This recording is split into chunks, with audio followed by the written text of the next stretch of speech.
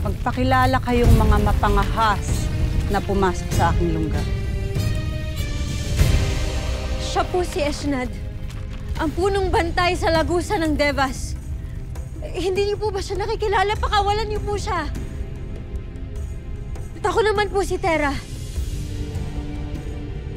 Sangre, Terra. Kailangan niyo pong sumama sa akin. Kailangan niyo pong makabalik sa tahanan ninyong brilyante. Ang brilyante ng lupa. Dahil patay na po si Saria. Sumama na po kayo sa akin, Kambaldiwang Harahen.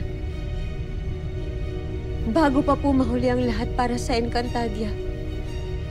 Ang lakas na ngayong loob na ako'y utusan. Ni wala kang karapatang banggitin ang aking pangalan. Patawad po.